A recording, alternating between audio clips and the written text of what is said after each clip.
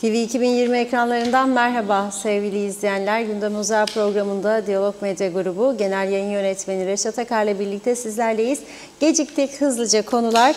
Evet, ilk olarak Sağlık ve Toplum Bilimleri Üniversitesi'nde sahte diploma ve yolsuzluk soruşturması devam ederken daha önce adından söz edilen Ulusal Birlik Partisi Milletvekili Emrah Yeşilırmak, söz konusu üniversitenin genel sekreteri olan Serdal Gündüz'e ağır eleştiriler yöneltti, beni de tuzağa çektiler diyerek önemli bir itirafta bulundu. Bu arada polisin sahte diploma soruşturması kapsamında Halkın Partisi Genel Başkanı Kudret Özersay tarafından verilen 113 kişi üzerindeki araştırmasını ilettiği ve Özersay'ı yeniden ifadeye çağırdığı öğrenildi. Konuyla ilgili olarak Özersay'la canlı telefon bağlantısı gerçekleştireceğiz. Evet, üniversitede sahte diploma ve yolsuzluk olaylarının ortaya çıkmasının ardından vatandaşların yerli üniversitelere güveni sarsıldı. Diyalog muhabiri vatandaşlara çocuğunuzu lise sonrasında nerede okutmak istiyorsunuz diye sordu.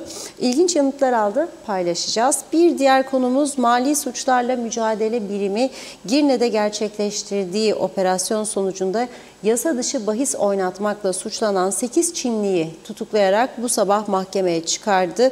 Sanıklar hakkında 7 gün tutukluluk emri verildi. Bahislerle ilgili parasal boyutunda araştırıldığı öğrenildi. Konuşacağız. Dördüncü konumuz Asgari Ücret Komisyonu bugünkü toplantısında enflasyon oranlarını tartışarak çeşitli artış önerilerini ele aldı. Son kararın pazartesi verileceği ve yeni ücretin 1 Mayıs'tan itibaren geçerli olacağı açıklandı. Ayrıntıları var. Ele alacağız. Son olarak Birleşmiş Milletler Genel Sekreterinin Kıbrıs özel temsilcisi Maria Angara, 3. tur temasları çerçevesinde liderlerle yaptığı görüşmelerde müzakerelerin yeniden başlaması yönünde olumlu bir cevap alamadı. Ancak Rum ve Yunan tarafı 13 Mayıs'ta Türkiye Cumhurbaşkanı Erdoğan'la Yunanistan Başbakanı Mitsotakis arasında gerçekleşecek olan zirve toplantısına dikkat çekmeye başladı. Konuyla ilgili detayları aktaracağız.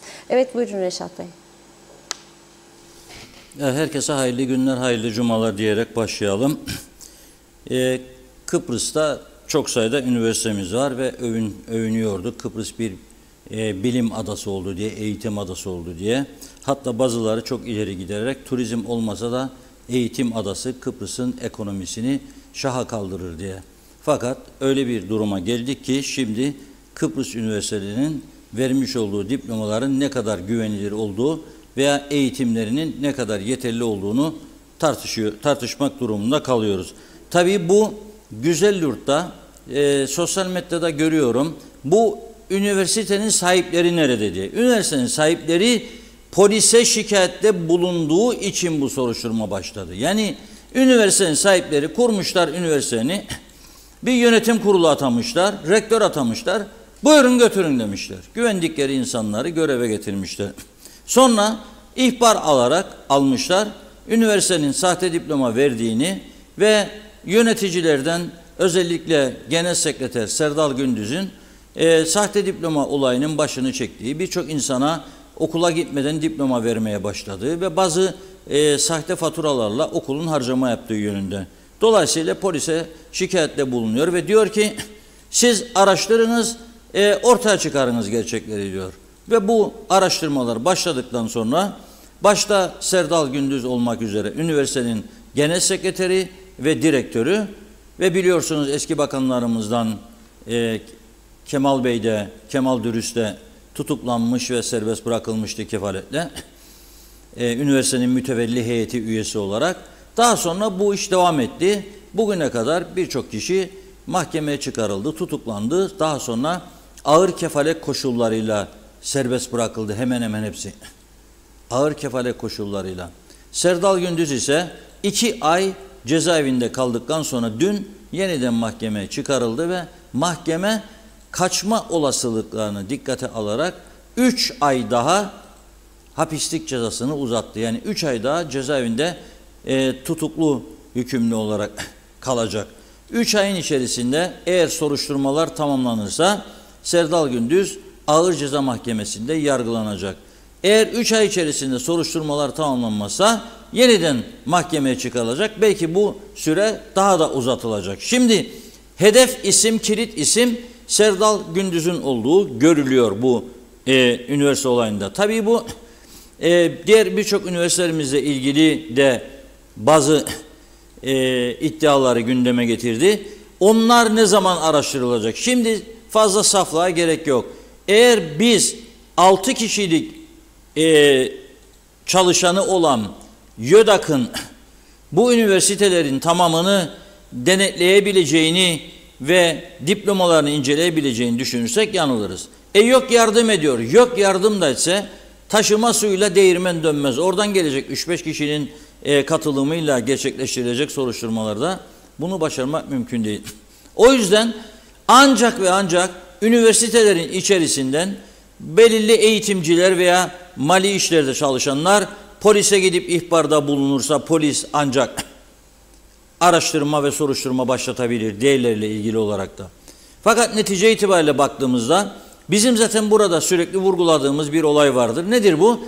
Üniversitelerimizden mezun olan gençlerimiz hayata atılırken yeterli bilgi ve becerileri yok diye üniversitelerde onları geleceğe yeterince hazırlamıyorlar diye konuşuyoruz zaten bunu. Bugüne kadar da bunun tersini ispat edebilecek bir üniversite görmedim ben. Yani bir yığın eczacı, bugün baktım Lefkoşa'nın Yenişehir bölgesi, kilisenin oralarda. Ya yolun sol tarafında bir eczane var, sağ tarafında bir eczane var. Zaten oradaki nüfus kaç kişidir be kardeşim? 1000, 1500, maksimum 2000. Bir eczacı varken niçin bu? Çünkü çok sayıda eczacı var. Mecburen. Ne yapacak yani? Okulu bitirince anne baba bir yerden borçlanacak. Diyecek hadi kızım, hadi oğlum, sana da bir eczane açıyoruz. Hayırlı uğurlu olsun. Bekleyecek, müşteri gelir gelmez, girer girmez içeriye. Araba park yeri yok, bir şey yok falan filan. Burası Kuzey Kıbrıs Türk Cumhuriyeti ya. Böyledir burada. Yani ne hesap var ne kitap var. Gelişi güzel. Birinin iki dudağın arasından çıkacak bir söze göre karar veriliyor. Verin izin der mesela dönemin belediye başkanı veya Çalışma Bakanlığı kimse veren izinleri veya Sağlık Bakanlığı veriliyor. Bekledin derse beklediliyor. Parti rozetine göre değişiyor bu iş. Onun için üniversitelerimiz kendini hiç olmazsa bu saatten sonra sorgulamalıdır. Bakın geçen gün Rum basınında bir haber okudum ben. Fransa'daki bir üniversitenin öğrencileri Kıbrıs'ın her iki kesiminde ırkçılık konusunu ve sığınmacılar konusunu araştırmak üzere adaya gönderilmiş. Tekrar ediyorum. Üniversite öğrencilerini Kıbrıs'ın güneyinde ve kuzeyinde sığınmacılık konusunu ve ırkçılık konusunu araştırmak üzere adaya göndermiş. Bizim üniversitelerimiz hangi ülkelere, kimleri gönderdi? Var mı? Gönderiyor. Var mı bir araştırma? Var mıdır? Herhangi bir konuda. Yoktur. Onun için mezun olduktan sonra birçok konuda bilgi yoktur. Onun için kendi yaşadıkları ülkede bile 1 Ağustos'u tatil olarak kutlamasını bilen insanlara bugünün anlamı nedir diye sorulduğunda onun için en sıcak gün cevabını veriyorlar. Eğitim yetersizdir.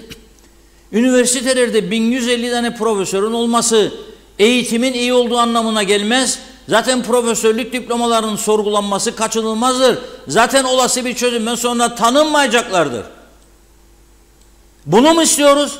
Ben istemiyorum şahsen. Çünkü hakkıyla alan o diplomayı profesörlerimiz var. Onlara yazık günah diyorum. Ama gene profesörler kendileri söylüyor. Yurt dışından gelen bir jürinin de katılımıyla ancak sorgulanır, tezi incelenir falan. Da ondan sonra doçentlik verilir, sonra da profesörlük yolu açılır. Ama bizde kime sorsan profesör, I am a profesör der. Ama neticede ortada. Şimdi bu üniversite ile ilgili bu sorgulamanın başlaması evet Kıbrıs'ın kuzeyini itibarsızlaştırdı.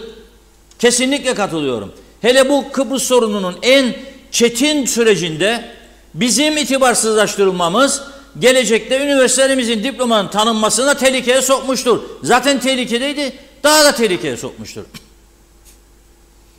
Yani ben bu ülkenin müzakerecisi olsam, müzakere masasında Rumlara nasıl kabul ettireceğim benim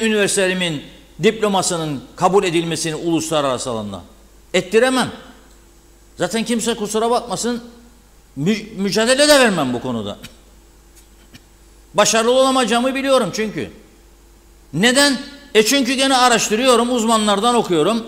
Mesela 8 tane tıp fakültesi var diyorlar bu ülkede ama Türkiye'deki yok, ikisine sadece denklik vermiş. Peki o diğer 6 üniversite halen bugün eğitimini sürdürüyorsa bunun siz kabulünü nasıl isteyeceksiniz? YÖK'ün kabul etmediğini, Ankara'nın kabul etmediğini, İtalya'nın, İngiltere'nin, Amerika'nın, Almanya'nın kabul etmesini nasıl isteyeceksiniz ya?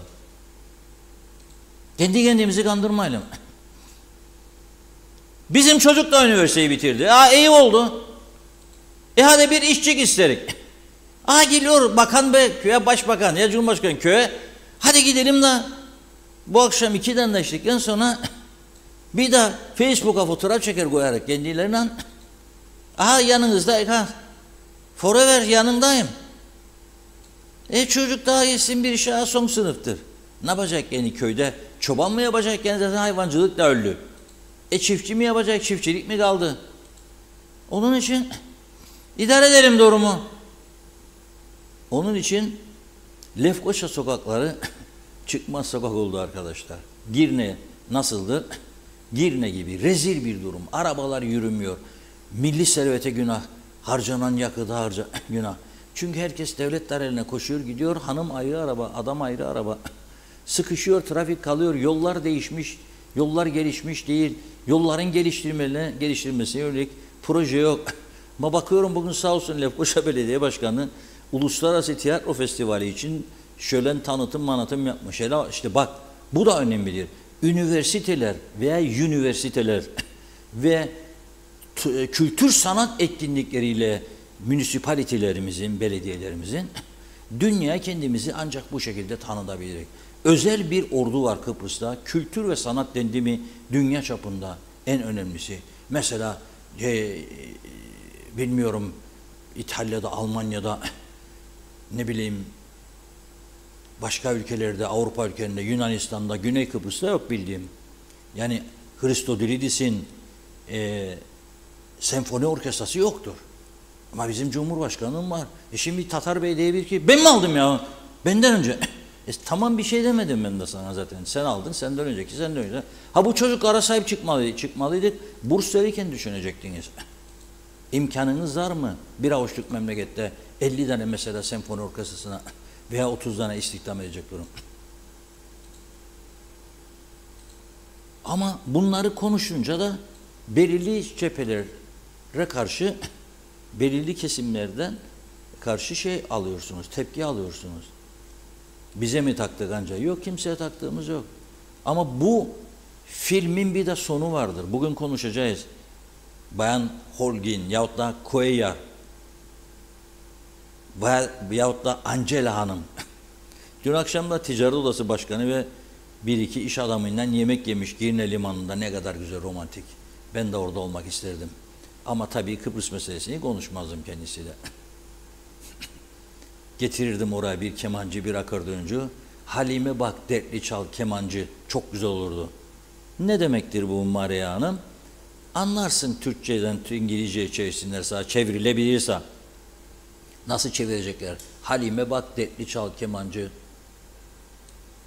Değiştin kemancı sen de diyor, neden çalmıyorsun ya da içmiyorsun? Nasıl anlatacak? Ama başka türlü özetlenebilir. İşte halimize bak, aldık bu limanı. 2 sene kapattıktan sonra ne açabildik? Bu da bir başarı değil midir Maria Hanım? Konuşacağız bunu biraz sonra. Ben oraya götürmezden önce isterdim bazı yerlerden geçirsinler kendisini. Önce mesela Girne'ye girerken burası Girne Belediye Sarayımız. Aman aman aman aman. Aman. Onun memleketinde eminim yoktur böyle bir saray, belediye sarayı. Hareket ederken de Lefkoşa'dan, Metehan'dan geçer geçmez ilk durak inşaatı devam eden külliye, saray. Anlatsınlardı işte neden biz siyasi egemen eşitlik istiyoruz? Çünkü bakın Rum tarafında 100 senelik Cumhurbaşkanlığı sarayını yerle bir ediyoruz. Onun 2000 katı büyüklüğünde burada bir Cumhurbaşkanlığı sarayı yaratıyoruz. Onda atlı süvari var mıdır? Yok. Bizde olacak. Onlarda devlet senfoni var mı? Yok. Bizde olacak, bahçesinde çalacaklar ve halk gidip dans edecek. Ne kadar güzel bir memleket, ne kadar örnek bir memleket. Yolda çukura düş. Kardeşim, kim dedi sana çukura düşesin? Ayrılacaksın, manevra yaparak gideceksin ki çukura düşmeyesin. Ya da sana iyilik yapıyorum, böbrek taşların düşsün diye. Budur mesele. Hastanede MR cihazı bozukmuş ya da onarılmış da 3,5 ay sonra vatandaşa randevu verilmiş. Ya bir şey değil, 3,5 ayda ölme. Su iç, et de yeme. Zararlıdır. Zaten bağlı. Ölmezsin. Ha bir de geçirirdim sonra kendilerini Lefkoşa Belediye Sarayı'ndan. Allah Allah, gökdelen maaşları çok şükür ödüyorlar. Ama baktım o Yenişehir, Kızılbaş mahalle araları, aman Allah'ım, utanç verici. 74'ten nasıl kaldıysa öyle gibi. Otlar yolların içine dökülmüş, bürümüş, pislik, her taraf rezil bir durum. Allah'ım dedim, sen bildiğin gibi yap. Gerçek sahiplerinde kalsaydı böyle mi olacaktı o mahalleler? Evet, konuşmamız lazım bunları.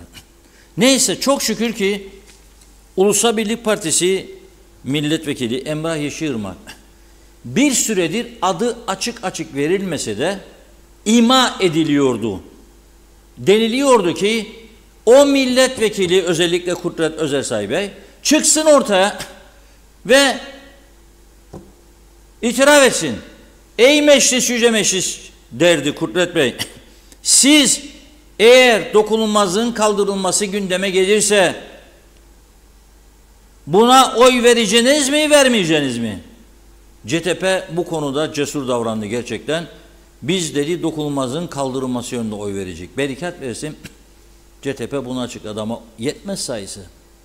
UPP, DP, YDP'nin vermesi lazım. Ha tabii savcılık dokunulmazlığın kalkması yönünde meclisten talepte bulunacak mı bilmiyoruz. Polisin savcılığa verdiği dosyalar içinde, son dosyalar, Emrah Bey'in dosyasında olduğu iddia ediliyor. Bunu Kudret Bey daha iyi bilir. Tabii onunla da az sonra bir bağlantı kuracağız. Çünkü bu işi başından beri Kudret Bey götürüyor. Polisle de bugün görüştüğünü öğrendik. Polisin kendisini yeniden ifade vermeye çağırdığını duyduk. O yüzden de Kudret Bey ile konuşma ihtiyacımız doğdu. Şimdi Emrah Yeşilırmak, az önce isminden söz ettiğim Serdal Gündüz Bey'i çete kurmakla suçladı dün. O dedi, resmen dedi, çete vurdu dedi. Ve beni de dedi tuzağa çektiler dedi. İşte bu kadar ders lazım. Hem de sen merak etme, bunu alman gerekmez, ben hallettim, yeterlidir dedi diyor. Ve tuzağa çekildim diyor. Şimdi bu itiraftan sonra bu durum daha da ciddileşmiş oluyor diye düşünüyorum. Kudret Bey'e bu arada arkadaşlarımız arıyordur herhalde, benim konuşmamı duyuyorlar, onlar da duyuyorlarsa. Ve Kudret Bey'i hazırda bekletiyorlardı diye düşünüyorum. Eğer öyleyse Kudret Bey'i bağlasınlar. Şimdi Emrah Yeşilırmak aynen böyle söyledi. Okuyorum size ifadesini. Diyor ki,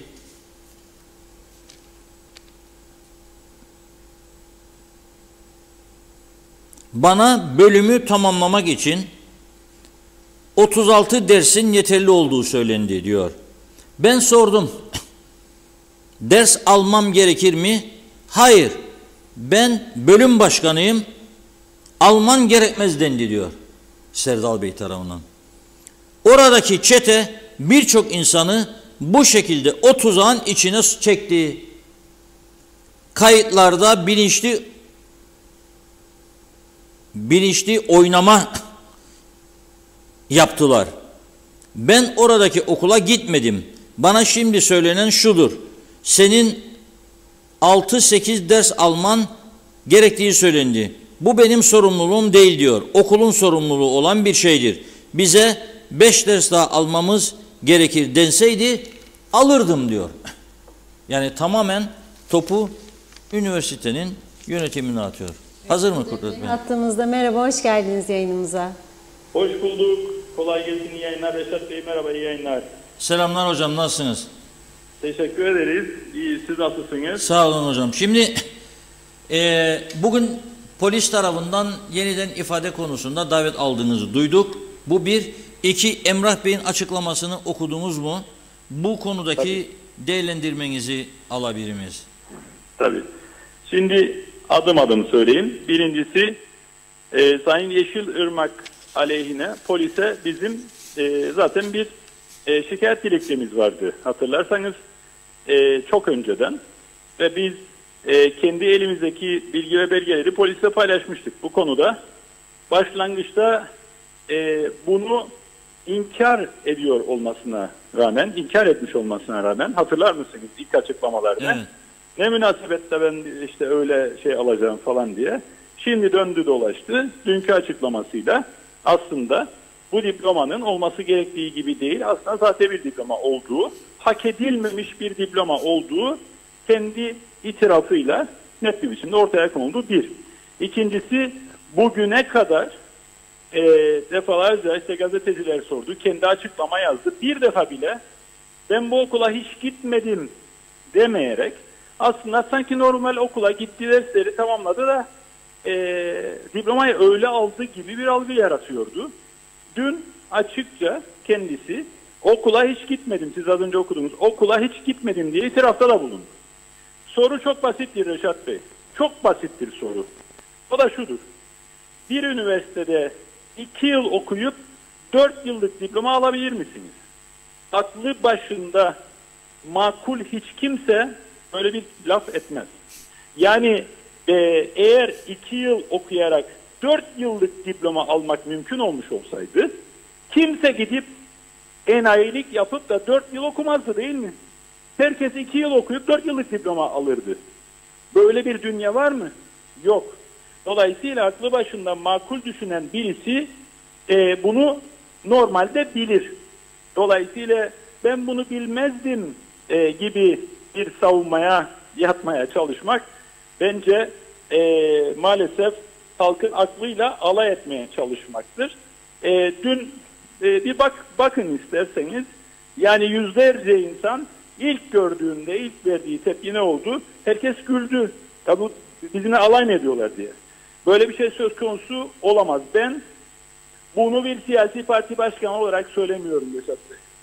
Yaklaşık 30 yıldır üniversite akademisyen olarak çalışıyorum ben. Şu anda profesörüm, 2015 yılından bu yana bu alanda hangi dersler tamamlandığında, kaç ders tamamlandığında bir üniversiteden mezun olunur gayet de iyi bilirim. Dolayısıyla çok açık söylüyorum. Normal, makul, aklı başında birisi ben sadece 2 yıl okuyarak 4 yıllık bir diploma alınabileceğini düşündüm de beni kandırdılar diyemez. Bu hiçbir yerde kabul görmez. Bu olsa bir itiraftır. Başka bir şey değil. Bir şey de düzelteyim aynı zamanda. Doğu Akdeniz Üniversitesi'nden 3 yıllık bir diploma aldığını söylemiş galiba. 3 yıllık bir diploma almadı. 2 yıllık bir diploması var. Dolayısıyla özet şudur. Kimse 4 yıl okumadan sadece 2 yıl okuyarak 4 yıllık bir diploma dünyanın hiçbir yerinde alamaz Reşat Bey. Onun için bizim aklımızdan kimse alay etmesin. Kaldı ki herkes şuna da bir dikkat etsin. Kendisiyle çok yakın ilişkisi bulunan hatta akrabalık bağları bulunan başka isimleri de polis daha önce tutukladı biliyorsunuz. Evlerinde arama yaptı. Evet. Arama yaptığı evlerde akrabası olan insanların evlerinde de yakını olan insanların evlerinde de sahte diploma bulundu ve hapse de girdiler aynı zamanda. Tutuklu yargılandılar. Belli bir süre polisin, mahkemenin aldığı kararlar. Dolayısıyla bunlar tabii ki tesadüf değildir. O yüzden bu adli süreç çalışmalı. Madem ki kendine göre kimseyi ikna edemeyecek şekilde olsa bile bir savunması var, o zaman ben bir kez daha çağrı yapıyorum.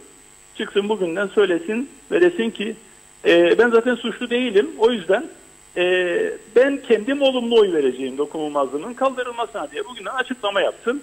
Ama gitsin partisine de, Ulusal Birlik Partisi'ne ve Ulusal Birlik Partisi'nin diğer milletvekillerine ve rica etsin. Bugünden desinler ki biz kaldıracağız dokunulmazlığını zaten. Bak savunması da var. Yapsın bakalım bu savunmayı mahkeme önünde. Tutar mı, tutmaz mı? Bu Aklın yolu birdir. O gün geldiğinde yine konuşuruz. polisin verdiği son liste vardı. Hatırlarsanız geçtiğimiz gün yine konuştuk. Bizim polise verdiğimiz bir liste vardı. Verdiğiniz polis verdi, savcılığa yolladığım dosyalar var dedi. Sizi bilgilendirdi. Emrah Evet, Bey'in evet. dosyası da var mıydı bunun içerisinde? Emrah Bey'in dosyası bizim anladığımız kadarıyla gönderilmek üzeredir. Yani tamamlamak üzeredir. Zaten bu ve benzeri açıklamalar, kamuoyuna yapılan açıklamalar da o tahkikatın bir parçası olur. Tahkikatın içerisinde yer alır. Bağlantılı başka bilgiler bulunduysa onlar da tahkikata dahil olur. Yani polis haklı olarak aslında eksiksiz yapmaya çalışıyor. Çünkü şöyle bir şey var Reşat Bey.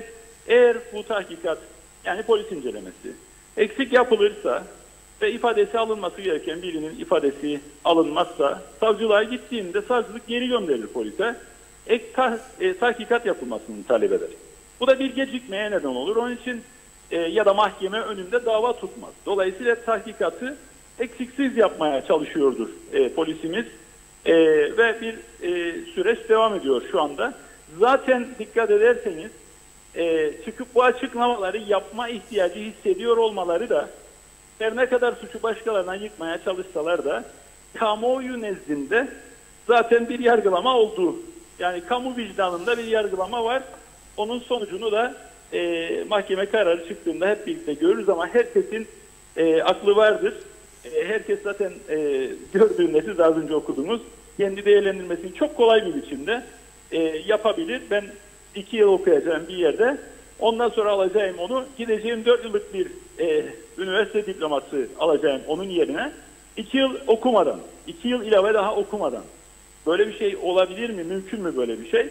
Bunu yani gargalar bile güler ya buna. Allah için yani ben artık neredeyse 30 yıldır üniversitede akademisyen olan birisi olarak daha başka bir şey söyleyecek bir şey bulamıyorum gerçekten. Evet. Gargalar güler yani buna. İkinci nokta, polise biz 113 kişilik bir liste vermiştik. Evet. Sizinle daha önce bir bağlantıda konuşmuştuk. Doğru. Orada açıkça şunu söylemiştik. Biz bu listede yer alan herkesin diplomasının sahte olduğunu iddia etmedik. Ama bu listede yer alan herkesin bu bahse konu sahte diploma veren üniversiteden diploması olduğunu, bunu devlete verdiğini ve maaş artışı aldığını polisin dikkatine getirdik sadece. Ve polisin öncelikli olarak bunlara hızlıca bir bakmasında yarar olduğunu söylemiştik. Nitekim biz bunu gündeme getirdikten 1 veya 2 gün sonra aynı listeden bazı isimler de tutuklanmıştı, hatırlayacaksınız. Şimdi o aynı listeden başka isimlerle ilgili 2 gün önce polise davet edildik, ifade verdik polise. Elimizde bazı ilave bilgiler ve belge de vardı o listedeki isimlerle ilgili. Onları da polise verdik. Onlar artık normal soruşturma kapsamındadır diye düşünüyorum. Ama onun haricindeki o 113 kişilik liste içinden başkaları da tespit edilirse polis zaten süreci başlatacak. Biz ilave birkaç kişiyle ilgili ek bilgi ve belge verdik polise. İfade de verdik. İfademizi verdik, imzaladık. O yüzden ciddi bir çalışmanın olduğunu, polisimizin bu konuda ciddi bir çalışma yaptığını, bugüne kadar da kimseden öyle siyasi baskı falan kabul etmediğini, olması gerektiği gibi çalışıyor olduklarını ve ciddi şekilde çalışıyor olduklarını her aşamada ben gözlemliyorum.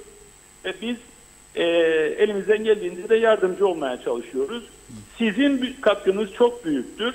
Yani kamuoyunun, medyanın desteğiyle canlı kalması, konuyu yakından takip etmesi, siyasilerin bu konuda yan çizmelerini önleyecek en önemli faktördür. En önemli denetim görevi sizlerde ve bizlerdedir. Biz Halkın Partisi olarak, vatandaş olarak görevimizi yerine getiriyoruz. Ve olması gerektiği gibi süreç şu anda ilerliyor. Adalet yerini bulacak. Sonuna kadar da gideceğiz. Son 6 aydır bunu söylüyorum. Her telefon bağlantısı yaptığımızda yeni gelişmeler oluyor. Dolayısıyla hiçbir şey kapatılmış değil. hiçbir şeyin önünü alamayacaklar. Yanlış yapan da cezasını çekecek. Bu kadar açık ve net. Evet, şimdi bu süreç tabii uzadıkça kamuoyunun dikkatleri dağılmaya başlar. Siz ne kadar bir sürede tamamlanabileceğini öngörürsünüz bunun? Polisin çalışmalarını takip ediyorsunuz, konuşuyorsunuz. Yani Evet. öyle 1-2 ay içerisinde artık sonuca ulaşabilir mi? En azından bu üniversiteyle ilgili. En azından bu üniversiteyle ilgili ve sahte diploma konusuyla ilgili sonuca ulaşabileceğimizi tahmin ederim. Polisin işidir. Polisin yerine geçip bir tahminde bu anlamda onlar adına bulunamam. Bu benim kendi öngörümdür. Beni bağlar. Ama hep vurgularım, bu iş sahte diploma ile sınırlı değil ve sadece bu üniversiteyle de sınırlı değil. Başka üniversitelerle de ilgili bazı sıkıntılar olduğunu herkes biliyor ve dışarıda konuşuyor. Eğer başka üniversitelerle ilgili spesifik bir şikayet gelirse, spesifik bir örnek ortaya çıkarsa, eminim polis de onları da soruşturmaktan geri durmayacaktır. Biz de bu konuda bize bir şey gelirse zaten başka üniversitede olsa çekinmez adım atarız, onu söyleyeyim. Ama bu iş genel anlamda yolsuzluk dosyaları dediğimiz şey sahte diplomayla sınırlı değil. Yani servetini yanlış beyan etmekten tutun da vergi kaçırmaya varıncaya kadar, tıptaki zarara uğratmaya varıncaya kadar kooperatif şirketler mukayyetliği bağlamındaki fonu yasalara aykırı kullanmaya varıncaya kadar, eski eserler konusunda ihalesiz işler yapmaya varıncaya kadar çok çeşitli yolsuzluk iddiaları dosya haline geldiği bizim başvurularımızda, bizim esas onlarla ilgili de devam eden takibimiz var. Polis soruşturmaları onlarla ilgili de devam ediyor. Zaten bir tanesi rüşvet bağlamındadır. Turizm Bakanlığı aleyhine bir rüşvet iddiasını polise taşımıştık. Soruşturması tamamlandı. Savcılığa gönderildi. Biz her aşamasını takip edip kamuoyuna da bilgi veriyoruz ki kamuoyuna dikkati dağılmasın. Kimse de bu işi gargaraya getiremesin. Evet, şu anda gördüğüm kadarıyla benim bir milletvekili bir de bakanın adı geçiyor bu. Yani gerek üniversite gerekse Kalkınma Bankası kredileri. Ama bir konu daha var. O da şudur. Yasaya aykırı davranarak mal beyanında bulunması gerekir. Mal beyanını doğru yapmayan bir başka bakan daha var. Sayın Arıklı. Artı sadece Sayın Arıklı değil, diğer milletvekilleriyle ilgili olarak da servetlerinin kaynağını beyan etmedikleri ve yasayı ihlal ettikleri gerekçesiyle bizim şikayetimiz vardır. O soruşturma da devam ediyor. Mecliste yetkili kişilerle de polis gerekli ifadeleri almaya başladı ya da başlayacak diye düşünüyorum. Takip ediyoruz onu da. Evet, bugün ilginç bir olay daha oldu. Biliyor, siz de daha önce ismini çok zikrettiğiniz Serdiç Maypan'ın ortaya koyduğu bazı iddialar vardı ve polis kendisi tutuklu kaldığı sürece evraklarına polis el koymuştu. Sonra bu elde ettiği evrakların sorgulanması emrini verdi mahkeme. Yani burada mahkeme aslında doğru bir karar verdi ve polis de mahkemenin o emrine uyarak bir araştırma başlattı ve mesela bugün bir kişiyi tutukladı. Evet. Yani burada ortaya konulan iddiaları dikkate almak önemlidir diye düşünüyorum. Yani ne yapalım, evet, işte bir internet sitesinde, bir internet gazeteciliğinde bu yapıldı deyip de boş vermek olmaz. Polis de boş vermediğini göstermiş oldu bu durumda. Aslına bakarsanız o tarihte önce yani tutuklanması kararı verildiğinde sevgili Serdinç'in duruşmaya oraya gidip ben de izlemiştim ve ertesinde sizinle bir telefon bağlantınız olmuştu. Evet. Biz o tarihte de mahkemenin yargıcın aldığı kararın doğru olduğuna dikkat çekmiştik. Zaten aslında sevgili Serdinç'in de hedeflediği şey oydu. Bunu defalarca canlı yayınlarında söylemişti. Beni tutuklayacaklarsa belgeleri elimde tutuklasınlar. Ben razıyım cezamı çekmeye ama bu belgeleri de yazanları da birisi araştırsın. Çünkü ben polise başvurmama rağmen daha önce beni dikkate alıp soruşturma yapmadılar demişti mahkeme önünde. Bunun üzerine de yargıç dönüp polise talimat vermişti. Bunları inceleyeceksiniz. Suç unsuru varsa soruşturma başlatacaksınız, 15 günde bir bana da bilgi vereceksiniz demişti. Mahkemenin talimatını yerine getirmemek diye bir şey söz konusu olamaz. Polis de mahkemenin talimatını yerine getirerek bu soruşturmalara başladı. Bunların zeminsiz olmadığı anlaşılıyor bu çıkan örnekle. Dolayısıyla sevgili Serdin'in elinde olan ve artık polisin elinde olan bu belgelerde suç unsuru olanlarla ilgili soruşturma öyle keyfi meclis falan da değil. Doğrudan mahkemenin talimatıyla soruşturma yapılacak. Evet, ve yapılıyor şu anda. Evet. Lafta kalmadı bu. Bu da iyi bir şeydir. İyi bir Onlardan bir tanesi elektrik kurumunun dolandırıldığı yönündeki bir iddiadır. Ve sigortalama bağlamında elektrik kurumunun dolandırıldığı yönünde bir iddiadır ki o konuyu biz ELSEN yetkililerle istişare edip belgelerle birlikte zaten polise suç duyurusunda bulunduk ve bir başlatılan soruşturma var. O bağlamda da hatırlatayım herkese. Önce Yusuf Avcıoğlu'nun, yani bu konuda uzman sayılan bir ismin ifadesini aldı polis. Ardından geçen gün görmüşsünüzdür basında ELSEN Elektrik Sendikası Başkanı'nın da çağırıp ifadesini aldı polis. Dolayısıyla bizim o yaptığımız başvuruda da soruşturmanın ilerlediğinin göstergesidir bunlar. Evet. Bugünkü mahkemede ilginç bir gerçekten bu ortaya çıkarılan belgelerde 1.575.655 Türk liraya satın alınan tıbbi malzemelerin sahte fatura ile 90.800 lira göstermiş. Bakın 90.800 TL nerede? 1.575.655 nerede? Arada korkunç bir fark var ve bu farkın devlete verdiği zarar var ortada. Yani hani zaten şöyle bir şey var. 1.600.000'dir da tamam. 1.500.000 fatura, 100.000 lira devlet büyük bir kaybı. Gerçi o da sahtelikti tabii ama zaten Reşat Bey, ben size bir örnek vereyim. Bu bir tane örnek. Ama piyasada, halk arasında da konuşuluyor ve herkes biliyor ki yaygın bir biçimde aslında sahte fatura ile düşük göstererek daha az gümrük ödeme işine bulaşan çok sayıda kesim var. Dolayısıyla bir örnek teşkil etmesi ve bunun ispat edilmesi beraberinde başka pek çok şeyi getirir diye düşünüyorum. Bir yerde bu temizlik operasyonunun ilerlemesi şarttır Reşat Bey. Çünkü halkın parasıyla zarara uğratılan kurumlar vardır ve halkın parasının çarçur edilmesi meselesi vardır. Bir diğer başvuru ki yaptık polise, onun da soruşturması ki bir rapor da var o konuda, mahkeme kararı da var. Nedir o? 20 milyon dolar zarara uğratıldı elektrik kurumu. Şimdi bizim faturalar kabarık gelir, bununla alakalıdır aynı zamanda. Kurum zarara uğrayınca o zararı kapatmak için daha yüksek faizle borç almak zorunda kalır. Daha yüksek faizden borç aldığında onu geri ödemek için döner faturalara bunu yansıtır.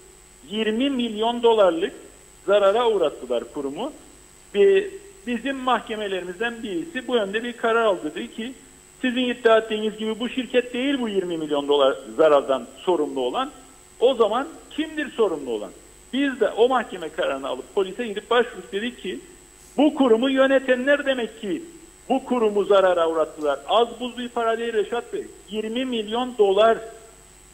O yüzden bunlar araştırılacak ve bunların üzerine gidilmek zorundadır. Eğer gerçekten bu ülkede bu kurumların düzgün çalışmasını ve halkın parasının boşa çarçur edilmemesini istiyorsak tabii ki önemlidir. Bugün okullarımız dökülüyor değil mi? Bugün konteynerde eğitim yapmaktan falan bahsediyoruz ve çocuklar yağmur altında kalıyor, sıcağın içerisinde perişan oluyor. Pek çok noktada, hastanelerde çok ciddi açıklarımız var. Yani sosyal devleti eğitimde ve sağlıkta tekrardan kurabilmenin, ayağa kaldırabilmenin yolu bu israfa son vermek, devletin ve halkın çalınan parasının önüne geçmektir. Bu da yolsuzluklara karşı mücadeleyle mümkündür. Temiz siyasetle ve bu tür yolsuzluğa karşı mücadeleyle mümkündür. Evet. Peki Sayın Özersay, çok teşekkür ediyoruz. Biz teşekkür yine gelişmelere göre sizin de canlı bağlantılarımızı sürdüreceğiz. Sağ olun, görüşmek üzere. Sağ olun, kolay gelsin. Evet, şimdi mesajlara geçelim. Biraz mesajlara başlayalım. Sonra devam ederiz. Evet, teşekkür ediyoruz. Çok mesaj da gitti maalesef. Fazla mesaj yazanların da bir iki mesajını okuyacağım. Şerife Turgay Derya iyi yayınlar diliyor. Arzu Mucize'de Hamitköy'den selamlar demiş. Hüseyin Turan da. Celal Harun Mustafa Aşık'ın mesajı ne güzeldir diyor. Bir akşamüstü gün batarken yüreği sevgi dolu dostlardan gelen sıcacık iyi akşamlar dileği. Hala Akyollar hayırlı yayınlar diledi. Şenol Tatlıcıoğlu, Erdal Yarkın, Zeliha Adaman, Arif Mustafa Cüce'de. Mehmet Şenler kolay gelsin demiş. Yusuf Yahat, Ali Keleş, Metin Maraşali iyi yayınlar. Menteş Çağla, Handan Felek'te. Mehmet Ali Özdemir, Mustafa Özcan da aynı şekilde iyi yayınlar diledi. Mehmet İnancı, Kıbrıs'ta bu üniversitede yapılanlar ülkede bir kara leke olarak sonsuza dek kalacak Sayın Akar. Mehmet Uluçaylı, ülkede yağmur yağınca ortaya çıkan karavolliler gibi ne olduğu bilinmeyen üniversite doldu. Yetkililer de açıklamalarında eğitim adası olarak yükseltiyoruz dediler ama yere çakıldık. Bunun sebebi denetimsizliktir. Kemal Osman Ceyhanlı, bu genç yaşta ve ani ölümler her gün artmakta. Bu ölümlerle ilgili araştırma ve sebebiyle ilgili bir araştırma var mı demiş. Ali Dereseven ülke topraklarının %85'i satıldı. Çok büyük bir ülkeymişiz gibi aynı hızla devam ediyor. Rum malları bitti. Şimdi çok yüksek fiyatlarla Türk koçanlı emlaklar satılıyor. Mesarya'ya su geliyormuş. Toprak kalmadı ki. Hangi toprağı sulayacağız? Bu ülke artık bizim değildir. Bundan sonra sorun olsa ne yazar olmasa. Celal Harun, denetim otorite son aylarda her kimle konuşsam şikayetçi, sağlık, eğitim, pahalılık, ekonomik sorunlar yanında bir de yabancı siyahilerin mahallelerde, etrafta, parkta pervasızca dolaşmalarından rahatsızlık yapmaları. Lütfen diyor siyasiler TV ekranlarında halkımızın sesine kulak versinler. Hilmi Budalı, tuzakçılar tuzağa düşürüyor yazmış. Ali Köl, geçen ay kuzu butu 550 liraya aldığım kasap bu ay dananın kuyruğunu 550 liraya satıyor. Nazime Nalbant, hayırlı cumalar. Londra'dan herkese selamlar. Her şeyin iyi olmasına duacıyım demiş. Şimdi de su sorunu oldu ülkede. İnsanlar susuz kaldı. Bir şeyi tamir ederken diğer tarafa zarar veriyorlar. Bir de yolsuzluk diyor. Sonra şeytana uyduk diye söylüyorlar.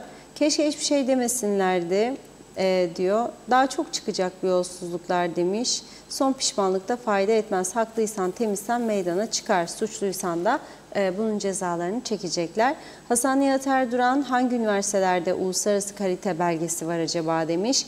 Ayrıca diyor ki LTB bakanlıklar yolunu tamir için ne beklermiş acaba? TDP iktidarında mı yapacaklar? Sordunuz mu dedi. Ersin Şemi kolay gelsin, iyi yayınlar yazmış. Teşekkür ediyoruz. Sayar Eker, sarayları rüyalarında bile göremeyen saf halkımızın anne günlerini kutlarım. 12 Mayıs annelere mutfak günü olmasın, senede bir gün olsun istirahat. Taner Şah, kemancılar değişmez Reşat Bey. Tema Yavaş Londra'dan selamlar demiş. Ali Dereseven, Rumlar niçin anlaşmayı istesin? Dünya onları cumhuriyet olarak tanıyor. Tüm nimetlerinden yararlanıyor. Bizler için cumhuriyetten vazgeçip bizim gibi üniter devlete inecek ve bizlerle tüm haklarını paylaşacak. Siz Rum'un bunu yapacağına, bizler için haklarından feragat edeceğine inanıyor musunuz? Ali Cevat, Reşat abi Yenişehir değil, o civarlar çok kötü. Kibriti yak diyor, cayır cayır yanar otlar demiş. Arabalar, araba lastikleri patlayıp patlayıp da duruyor. Çok yazık. Sayar Eker, Marmaris'i örnek alalım. Hep pırıl pırıl, KKTC'de süpürge keşfedilmedi hala. Metin Maraşali ne tuzağa çekildi. İşine geldiği için kabul etti. Aldı sahte diplomayı.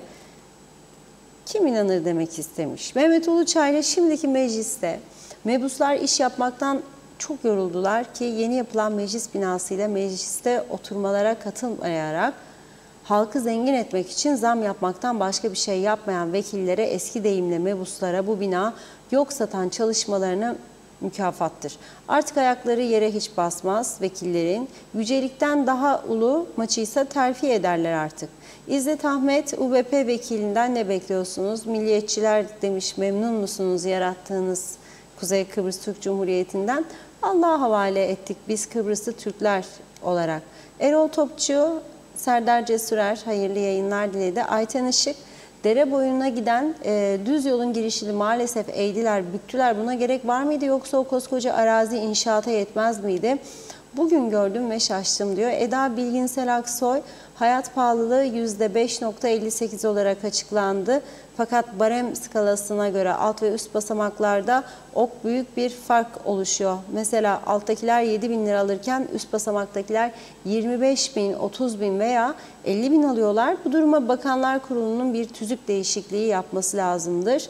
Zeren Turalı, yasalara, hakka, hukuka, adalete, eşit, adil paylaşıma, hukukun eşitliğine, anayasa önünde tüm vatandaşların eşit olduğunu benimseyen, mazisi geçmişi temiz olan milletvekilleri dokunulmazlığın kaldırılmasına niye destek vermiyorlar? Taner Çizer, Kudret Hoca'yı dünya tanır, herkes bildiği işi yapsın demiş. Sizlere de diyor Reşat abim, kendi kendine ele verdi o şahıs diyor milletvekili, bir de Gündüz Bey'i suçlar diyor.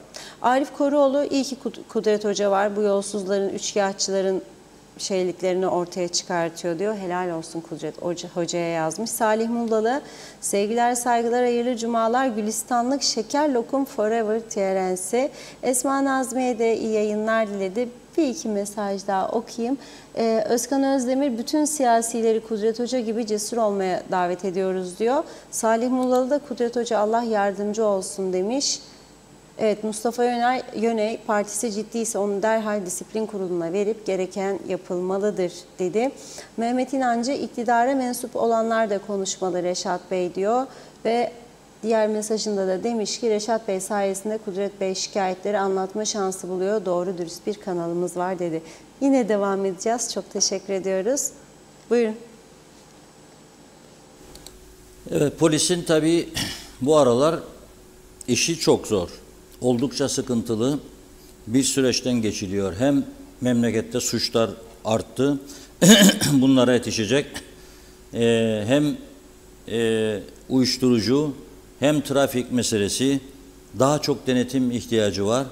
Daha çok trafik denetimi yapılıyor. Her denetimde daha çok cezalar yazılıyor. Suç işleyenlerin sayısının fazla olduğu ortaya çıkıyor. Tecavüz olaylarında artış var. Şiddet olaylarında artış var. Uyuşturucu patlamış vaziyette.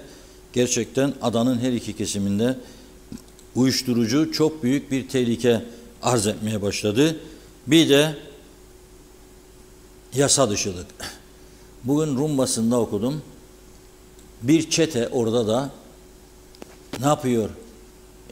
Önceden tespit ettikleri 72 yaşındaki bir Kıbrıs Rum doktorun telefon numarasını, kliniğinin alıyorlar, ele geçiriyorlar. Sonra bir sabit telefondan doktoru arıyorlar. Diyorlar ki doktora, sizi falan hastaneden arıyoruz. Oğlunuz bir trafik kazası geçirdi. Acil ameliyat olması lazım. Bu parayı 52.000 euroyu hemen öderseniz ameliyata alacağız. Adam tabii heyecandan titremeye başlar. Kendisi de doktor çünkü. Ve tamam diyor, vereyim diyor. 52.000 eurom vardır diyor kliniğimde. Gelsin vereyim diyor birisi. Gidiyor birisi kliniğe, alıyor 52.000 euroyu ve gidiyor. Doktor sonra 52.000 euroyu verdikten sonra kendine geliyor ve bu ihbarın sahte olduğunu ortaya çıkarıyor. Üzülüyor tabii. 52.000 euro kazanmak kolay değil. Gidiyor para. Şimdi bizim polis de Kıbrıs'ın kuzeyinde birçok suçlarla uğraşıyor. Bu suçlardan bir tanesi de son zamanlarda yasa dışı bahis oyunları. Devletin hiçbir bilgisi yok. Devlette hiçbir kayıt yok. İzin almamışlar. Bir yerde, bir apartman dairesinde veya bir binada toplanıp yasa dışı bahis oyunu oynatıyorlar. Bugün polis, dün gerçekleştirdiği operasyonu tabii, dün akşam tutuklama yaptı. Bugün 8 tane Çinliyi mahkemeye çıkardı. Mali şubede görevli bu mahkemedeki duruşmayı bugün arkadaşımız Ömer Kadiroğlu izledi. Polis memuru Yağız Kol diyor ki mahkemeye, 7-8 Mayıs tarihlerinde gerçekleştirilen yasa dışı sanal operasyonu çerçevesinde, yasa dışı bahis operasyonu çerçevesinde Çin uyruklu isimlerini veriyor. değişik adreslerde tespit edilerek mahkemeden alınan derdest emri gereği tutuklandılar diyor. Aralarında üst düzey yöneticilerin de bulunduğu zanlılardan ikisinin evinde uyuşturucu da ele geçirildi diyor. 2 bilgisayar, 6 dizüstü bilgisayar, 2 tablet ve 25 adet cep telefonuna el konuldu diyor. Açık olarak ele geçirilen bilgisayarlarda yasa dışı bahis oynatıldığını ve kazançların kripto paraya çevrildiğini tespit ettik diyor. 7 Mayıs'ta zanlılardan 2 tanesinin evinde internet üzerinden yasa dışı bahis oynattıklarının tespit edildiğini, baskın sırasında sehpa üzerinde tütünle karışık 5 gram Hint keneviri, öğütücü içinde 100 miligram Hint keneviri olduğuna inanan madde bulunuyor. Aynı gün yapılan ev baskınında 5 başka Çinlinin aynı suçlardan tutuklandığını belirtiyor. 12 eve diyor toplam baskın yaptık diyor. 2 bilgisayar, 2 tablet, 25 cep telefonuna el koyduk. Data incelemeleri de devam ediyor diyor. Zanlılardan bir tanesinin Mausa'da bir üniversitede öğrenci olarak kayıtlı olduğunu, bir tanesinin öğrenci izninin iptal edildiğini, 2 tanesinin turist statüsünde olduğunu, bir tanesinin ise yüksek gelirli kişi statüsünden oturma izni talep ettiğini açıklıyor.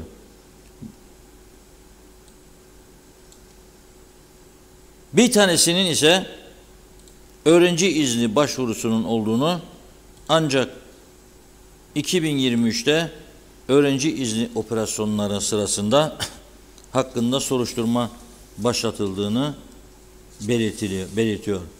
Tabii burada önemli olan bu tutuklanan 8 Çinlinin ne kadar miktarlarda yasa dışı bahis oynattıklarıdır. Bakın, bir var kayıt altında bet ofisleri, kazinolar, devletin aldığı imtiyaz ücretleri ve diğer vergiler. Bir de var yasa dışı bodrum katlarında bir yerlerde yapılan işler. Bunlarda milyonlar dönüyor.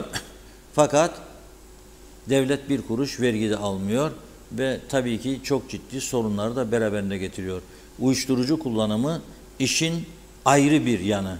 Gerçekten son derece önemli bir durum.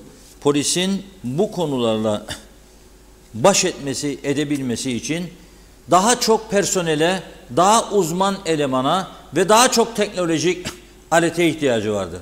Bakınız, emekli trafik müdürünü dinledim bir miktar bugün. O diyor ki 2022 yılında yasası geçti. Uyuşturucu testi yapmak için cihaz alımıyla ilgili. Meclis onayladı bunu diyor. Ama 2022'den bu yana bu cihazlar alınmadı. Neden? Neden alınmadı? Çünkü bu cihazların alınması siyasilere oy getirmiyor. Tam tersi oy kaybettiriyor.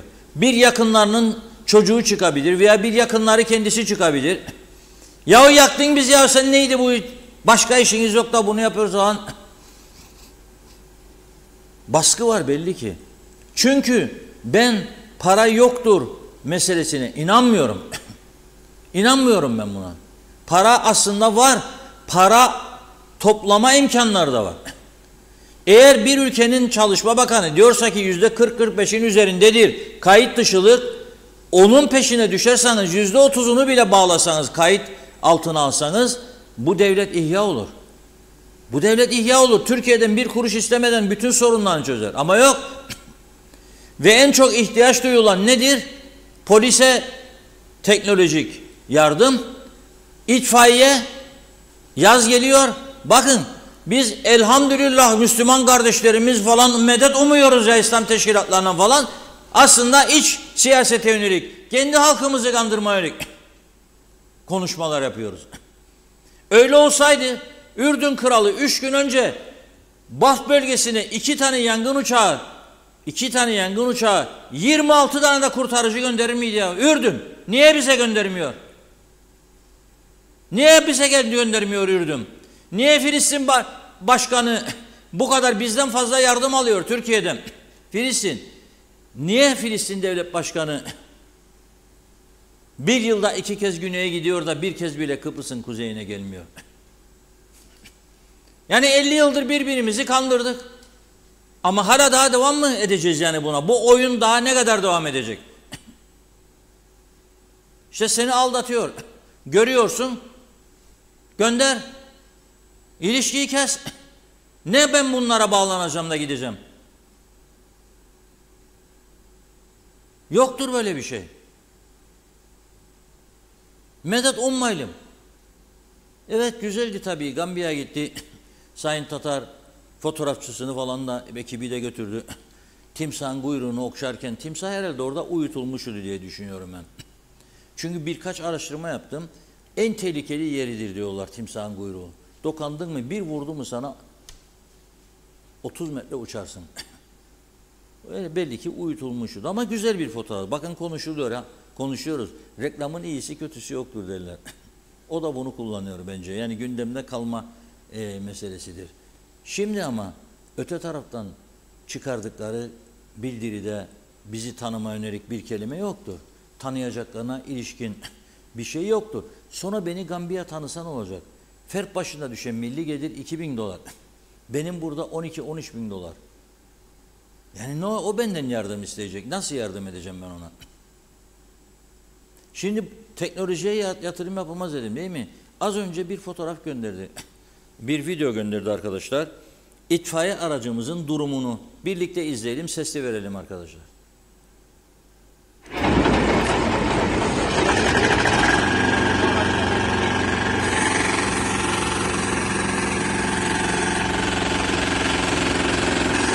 Evet, devletin acizliği gördüğünüz gibi Lefke'ye giden ve yangını söndüren araç ne yazık ki yolda giderken istopları sıkıştı, alev alıyordu. Yani trajikomik bir memleketik. İtfaiyeciler kendi canlarını zaten böyle bir arabayı halen daha yani yolda devletin yani kullanması, sol tarafta keza gene aynı şekilde. Ben yorumu Kuzey Kıbrıs Türk Cumhuriyeti'nin halkına bırakıyorum. Bakın bu insanların çektiği eziyet reva mı be?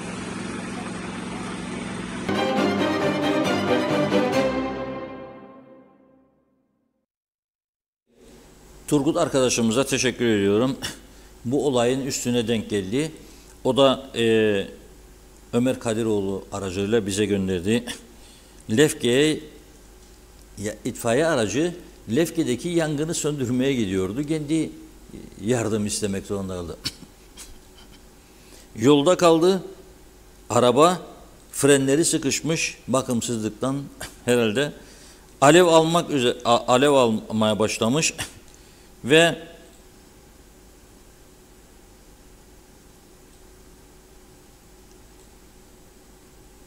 oradan geçenler müdahale etti.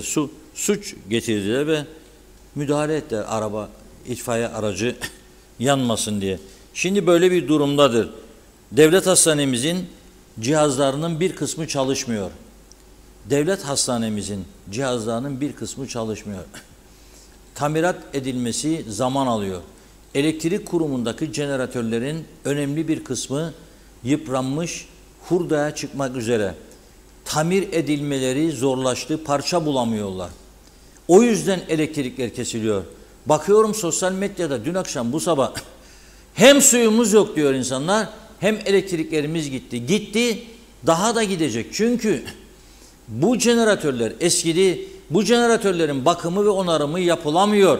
Para yok ve elektrik kurumu bir aydır %12 aslında %24 karar alındı yönetim kurulunda da sonradan siyasetin bunu kabul etmeyeceği düşünülerek 12-12 yapma kararına döndürdüler. Yani %12 ay başı, %12 de bir sonraki ay başı. Çünkü gelirlerle giderler iddiaya göre ancak denkleşiyor. Ama bu jeneratörlerin bakım onarımı için para ister. Para yok.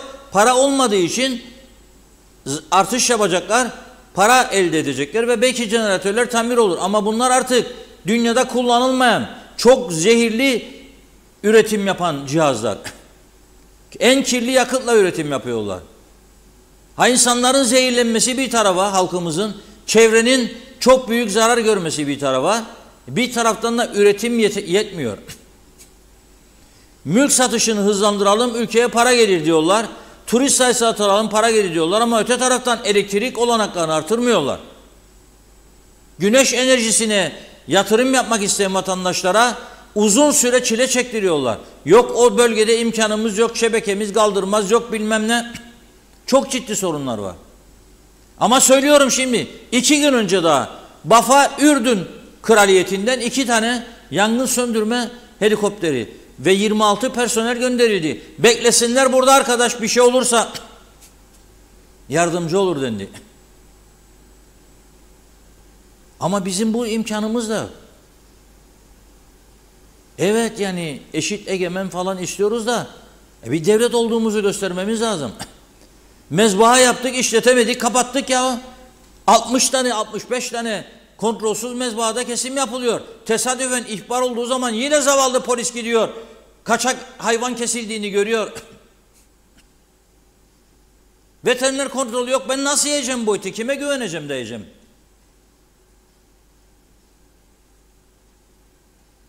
Ama hükümet hayvancı ve kasap arasında kaldığı için bir fikir geliştirdi bayram öncesinde. Halkı mağdur etmeyelim. Et yemeyen kalmasın diye bir de slogan çıktı ortaya. Et 550 de olsa kolay mı yesin? İnsan 4 kişilik bir aile 1 kilo kuzu yetmez. Çünkü 1 kilo kemiklidir. Kemiğini ayırdıktan sonra adamın dişinin arasında kalır. Hele yiyişli insan ne yapmak lazım? 2 kilo alacak. 550'ye de bulsa 1100. Bunun yanında patates çipsi var, kömürü var, pidesi var. Meşrubatı veya başka şeyi var. 1500 gözden çıkacak. Şimdi tabii tamamen popülizme dayalı bir siyasi yapımız vardır bu ülkede. Böyle geldi, böyle gider. Böyle gidebilecek mi, devam edebilecek mi? Benim umudum yok. Benim umudum yok. Ama bakın şimdi bugün Asgari Ücret Komisyonu toplanmış. Güzel. Toplanmasın mı? Tabii toplansın. Bugünden bir açıklama yapıldı. Pazartesi karar günü. Ve 1 Mayıs'tan geçerli olacak dedi. Eskiden 6 ayda bir yaparlardı. Şimdi sözümüz söz. Madem devlet çalışanlarına 4 ayda bir dedik, özele de. Güzel mi? Güzel. Kabul ediyorum. 24.000 lira yeterli mi? Hayır, yeterli değil. Ama devletin belirlediği enflasyon oranı üzerinden olacak diyorlar ve aslında hemfikir olmuşlar. Ama beni ortaya koymayın, ateşe atmayın diyor herhalde Çalışma Bakanı da. Hükümet içindeki iş adamları da yesin beni. Kalsın pazartesi sürpriz olur. %22.98 olarak belirlemiş. Yani Çalışma Bakanlığı değil ha.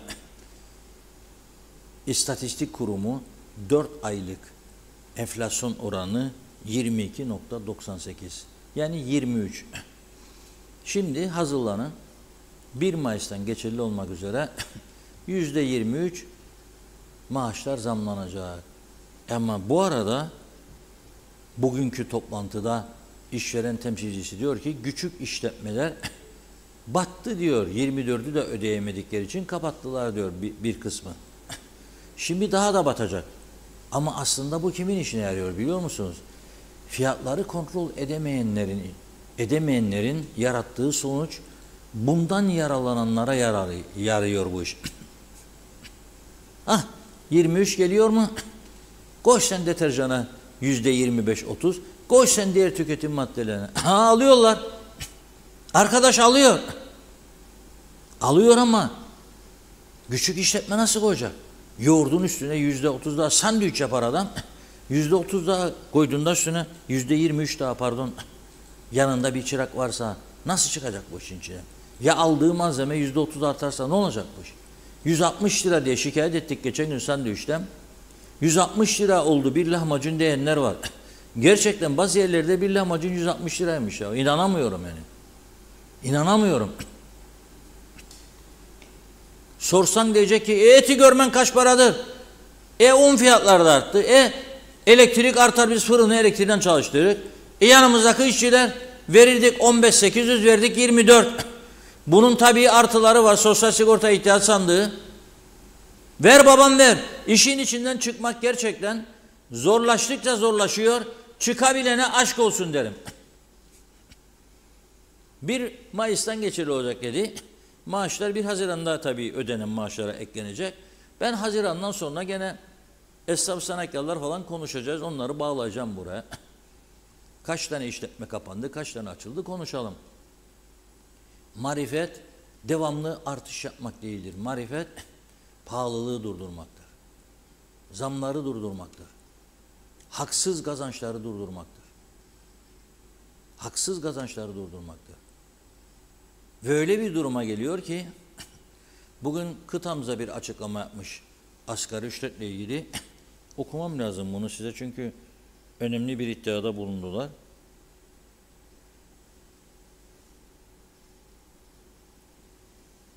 Bir kişinin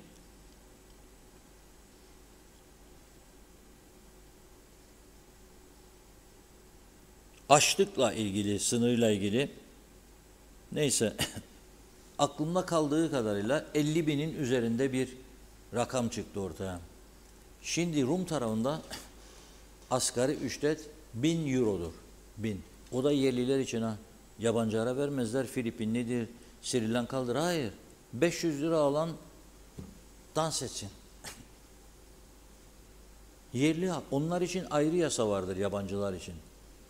Şimdi 1000 euro şu anki kurunan 34.000 Türk lirasıdır.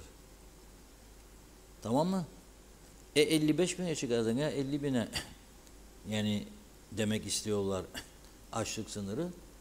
Ne olacak bu iş? 1500 lira. Rumlar da bize gelecek çalışmak için. Bakın yazın buraya. Rumlar gelip bizde çalışmak isteyecek. Bizden garson alırlardı, bizden inşaatçı alırlardı. Zannederim onlar gelip çalışacak bizde artık. Bir yanlışlık var bir yerlerde. Marifet, ben verdim işte işçime halkıma demek değildir. Veriyorsun ama adamın cebine para girmeden çıkıyor. Girmeden daha şimdiden çıkmaya başladı. Bir ticaret ahlakını getiremedik bu ülkeye ya. Ya biraz da insanları düşünelim. Bu insanlar alamaz duruma geldi, yiyemez duruma geldi diyen yok. Vur da korkma der. Vur da korkma, vur da korkma. Bunun sonucu toplu iflastır. Tabii belirli bir kesim için değil tabii. Onlar testiler doldurmaktadır veya doldurdukları testiyle yetineceklerdir. Evet, buyurun. Evet, devam edelim. Mesajlara Mehmet Uluçaylı müdür muavini sınavlarına katılan öğretmenlerin de 26'sında sahte diploma olduğu düşüncesiyle açıklamalar vardır. Ali Dereseven, bir yetkili yanımda çalışanda sahte diploma aldı ama kullanmayacak. Diğer taraftan başka yetkili ülkede ne kadar nüfus olduğunu, ne kadar emlak satıldığını bilmiyor. Başka yetkili limanlarda X-ray cihazını para olmadığı için tamir edemiyoruz diyorsa her şey bitmiştir. Mehmet İnancı, bu üniversite bundan böyle iflah olmaz, kapatılmalı. Dünya Kıbrıs üniversitelerine güven duymaz demiş. Türkiye Meclisi'ne dek gitti bu konu. Tevfik Fikret Sağnak, kolay gelsin diyor. Fikret Gönlübol, Kudret Hoca olmasaydı ne olurdu halimiz? Hilmi Budalı, su akar yolunu bulur yazmış. O gün Zeybekoğlu, evet, Lefke'deki yangından bahsediyor. Ali Eyüp, ülkede yolsuzluk dönmeyen bir kurum var mı diye sormuş. Aygun Nuri, ETİ, Türk Hava Yolları'nı, Sanayi Holding'i, Rum'dan kalan evleri, tarlaları yediniz, tükettiniz demiş. Şimdi Kopsüt gözünüze battı. Onu da verin gitsin diyor. 3 KKTC halkı kaldı. Onları da tüketin dedi. Kızdı. Sonunu okumayayım. Sayar Aker, sahtekarlar İran'da kurşuna dizilirler bizde olsalar. Salih Mullalı, demek bunun için bu ülkeye bir sürü öğrenciyim adı altında ne olduğu meçhul dolmasına ses çıkarmıyorlar. Hasan Nihat Erduran, Hayır silinmiyor ama sınırlı sürede mesaj okuduğumuz için takdir edersiniz ki farklı isimlere de yer vermeye çalışıyoruz. Dolayısıyla bazı mesajlar atlanıyor. Turgay Gezen, Kudret Hoca'nın ülkemizde yaşanan çürümüşlük, kokuşmuşluk bununla ilgili sahte diploma olayının diğer yolsuzlukların üzerine cesaretle gitmesi her türlü takdirin üzerindedir diyor. Hasan Nihat Erduran, devletin hiçbir kurumu kayıtsız, izinsiz yabancılara izin vermemeli. Aytaç Bey iyi yayınlar dedi. Mehmet İnancı, ülkenin temizliğe ihtiyacı var. Her alanda temizlik şart.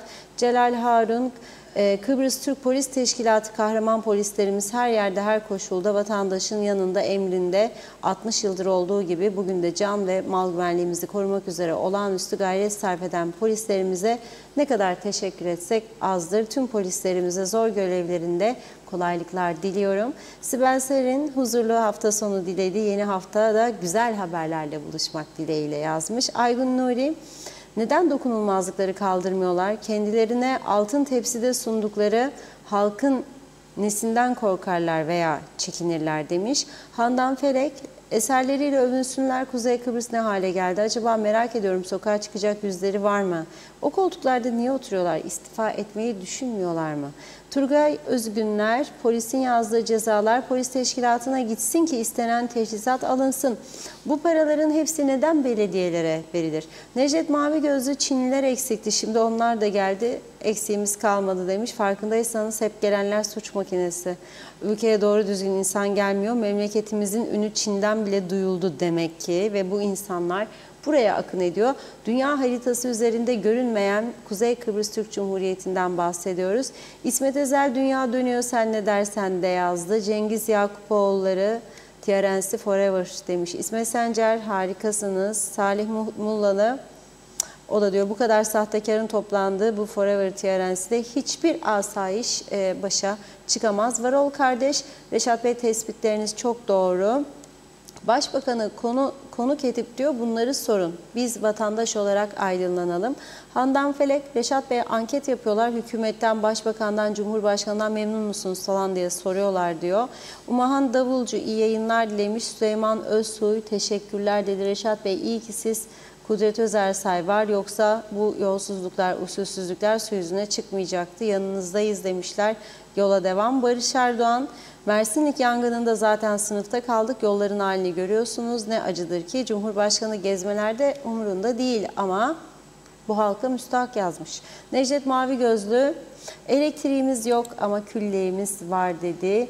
İsmail Bükülmez, bu hükümet neden özel sektörü bitirmeye çalışıyor? Hepimizi devlete alsınlar. Ünal Bey'i başarısız buluyorum yazmış. Ahmet Gürel Alp, Arif Hoca 95'te çirkef yatağında gülistanlık olmaz demişti. Şimdi çirkef deryası oldu buralar. Bırak gülistanlığı diyor, tek güle özlem diyor olduk demiş.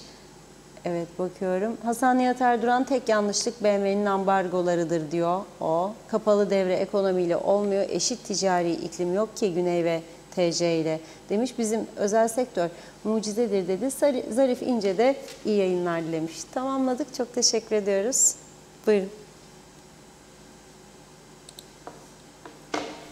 Evet, Birleşmiş Milletler Genel Sekreterinin Kıbrıs özel temsilcisi. Bizim taraf Birleşmiş Milletler Genel Sekreterinden özellikle rica etmiş.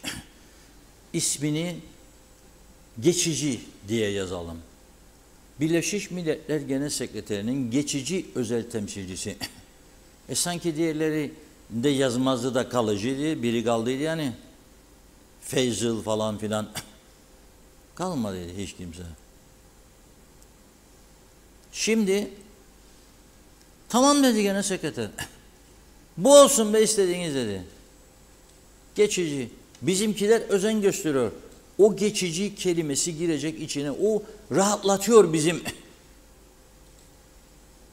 ıstatikonun devamından yana onları.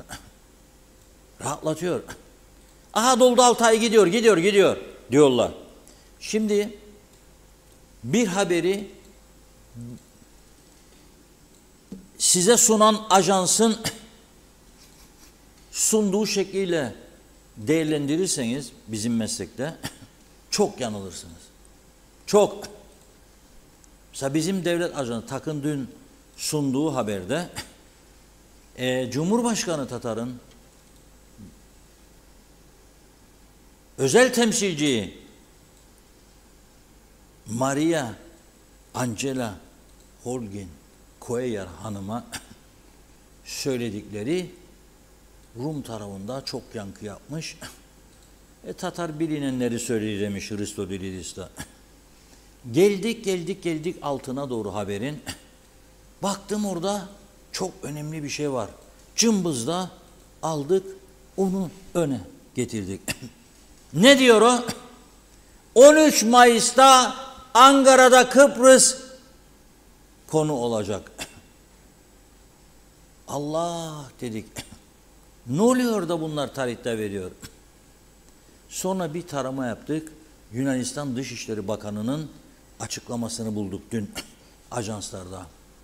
Diyor ki 13 Mayıs çok önemli bir tarih bizim için olacak diyor ve Türkiye için. Biz diyor bütün sorunlarımızın, bütün teknik sorunlarımızın, bütün anlaşmazlıklarımızın çözülmesinden yanayız.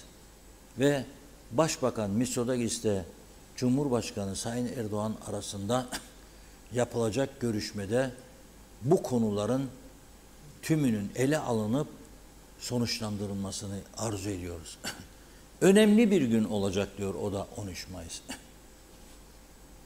Şimdi eğer bu ülkenin bir vatandaşı olarak şöyle bir söz kullanırsak yanlış olur. Erdoğan yarın kabul edecek müzakereleri de Ersin Tatar zora gelecek. Yok. Ben onu kullanmam. Ama ben olsam ne yapardım? Eşit egemenliğimiz kabul edilmediği sürece asla ve katlanmazsa oturmayacak. Adeten kaldı bir ayın gidiyorum. Yapmazdım onu. Bir. İki. Şimdi bir fotoğraf gelecek Girne'den. Dün akşam Girne Limanı'nda Bayan Holguin, bizim ticaret odası başkanı ve arkadaşlarıyla güzel böyle limanda bir yemek yemişler. Afiyet olsun. Programın başında da söyledim. Keşke onu dedim. Önce bir Lefkoşa Belediye Sarayı'nın önünden, ondan sonra Girne girişinde Girne Belediye Sarayı'nın önünden. Ama Lefkoşa'nın çıkarken metahandan aldıklarını kendisini veya geçerken bekleselerdi orada sarayımızı dıştan bir gösterselerdi ve onu da Kasım'da özel davetli olarak davet etselerdi. Şimdiden Kasım'a gelsin. Bir uçak bileti kesilir, zor değil. Şeref misafiri olarak. Görsün gücümüzü. Yani neden eşit ve egemenlik istediğimizi ona somut örneklerle anlatmamız lazım. Var mı Lefkoşa'da Yorgacis'in böyle bir belediye sarayı bizdeki gibi? Yoktur. Sen bakma temizdir, tertiplidir, yeşilliktir, yollar, kaldırımlar falan. Onun bizim gibi sarayı var mıdır, yok mudur? Yoktur. Öyleyse biz bir tokat vurduk. Gel Metehan'da külliye. Bak orada kısmet olursa Kasım ayında bir de Atlı Süvari Birliği kurulacak. Mecburen gezecekler sarayın etrafında kılıç kalkan elde. Mehteran takımı kurulacak. Misafirler geldiği zaman mesela Biden gelecek, oraya bir mehteran takımı ister, atlı suvariler gezecek. Mehteran takımı da olması şart. O sarayın etrafını korumak için mevcut 10-15 tane koruma etmez. 150-200. Ne yapacaksın trafik kontrollerini ya? Sürmesinler yolda. Geçsin sarayı beklesin. Polisler. Aynen böyle. Şimdi defalarca söyledim, bir kez daha söylüyorum. Bizim politikamız gidelim de Rumlara teslim olalım politikası değil. Garantörlüğümüzü yok edelim değil. Ama bu yabancılar artık hem Rumların propagandasından hem bizim savunmalarımızdan yoruldu ya. Bizim taraf 1955 EOKA 58 60 İngilizleri kovma, 63 devletin silahlı saldırıyla yıkılması, 103 köyümüzden atılmamız, Atlılar, Muradağa, Sandallar, ne bileyim Taşkent şehitleri ki tabii söylememiz lazım. Ama önemli olan onlarla ilgili belgeselleri hazırlamaktır. Bir tane belgesel yapmadılar. 700 kişileri var radyo televizyonlarında. 3 kanal oynatıyorlar. Bir Taşkent belgeseli, bir Atlılar Murat Ağa belgeselini yapamadılar. Bir Erenköy belgeselini yapamadılar. Yaptıramadılar daha doğrusu, umursamadılar. Şehit lafı sadece milli törenlerde kullandıkları bir ifadedir. Onun dışında öyle bir dert yoktur kimsede. Şehitlerden oy gelmez. Aman aman aman. Budur. Şimdi bunları biz savunuyoruz. O da der 74 işgal ve istila, 200 bin halkımızın evlerinden attılar, çaldılar mallarımızı, satarlar ona buna yabancılara. Her gelen BM temsilcisi veya yabancı birisi ki Kıbrıs'a yardımcı olmazsa bunu dinler. Bunu dinler. Ama şimdi bir taraftan da mesela bizim neyi seslendirmemiz lazım? Bayan Angela, seni de çok sevdik, şık bir kadınsın. Kültürlüsün oldukça, Kolombiyalı. Geldin gördün bizim tarafı da. Bak yollar çöktü. Sarayları bırak ya, o görmedi zaten onu. Düz yoldan giderken sapma diye Lefkoşa Belediyesi'ne doğru. Ya da gece geçerken karanlıktan Metehan'daki külleyi nerede görecek? Görmez onları. Ama arabada giderken böbrek taşı varsaydı dökmüştür tümünü gidene kadar yerine. Bak gördün mü bunlar? Bak trafik ışıklarımız. Bir vatandaş da yazıyor bana. Başka ülkede diyor, güneyde de diyor, bir tane durduğunda var, bir de karşında var ki eğer bir adım geçersen önündekini göresin. Yeşil yandığını veya kırmızı yandığını. Uğraşmayın ya böyle şeylerle dedim. O bize göre değil. Mevcutları idare edemiyorlar. Bozuldu mu bir ayda düzelmez. İtfaiye aracını, mesela bu videoyu ben yayınladım şimdi şu. Mesela pazartesi gene gelecekmiş bizim tarafa, göster. De ki bakın Avrupa Birliği o tarafa para akıtıyor ama bizim itfaiye aracımız yenilecek paramız yok. Ne biz üvey evlat mıyız hani Avrupa her tarafa eşit falan, olmaz. Bakın Rumlara işte bir yığın paralar verdiler. Şimdi doğal gazı depolama tesisi için paralar akıtıyorlar. Öyle ufak para da değil, 600-700 milyon euro. Bizim KKTC'nin tüm bütçesi kadar para sadece gaz depolama için. Bize de verin. Bize de verin, bize de verin. O da diyecek sana, çözün de alın. O zaman sen de peki oturalım masaya demen lazım. Ama bakın biz halkımızın güvenliği konusunda çok büyük önem veriyoruz. Yani para alacak diye de güvenliği tehlikeye sokamayız. Onun için müzakere etmeden hiçbir sonuç varılmaz. Müzakere edilecektir. İnşallah 13 Mayıs'tan sonra gündeme gelecek diye düşünüyorum. Da bu halimizde sahte diploma skandalları, rüşvetler, yolsuzluklarla nasıl dik duracağımız gerçekten bir soru işaretidir diye düşünüyorum. Evet, fazla söz can sıkar derler. Bugün mübarek Cuma günü sizi de yemeğinizde, diğer eğlencelerinizde baş başa bırakalım. Pazartesi inşallah, maşallah yeniden birlikte oluruz. Evet, çok teşekkür ediyoruz. Tamamlıyoruz sevgili izleyenler. Ben de güzel bir hafta sonu geçirmenizi diliyorum. Yeniden görüşünceye dek hoşça kalın.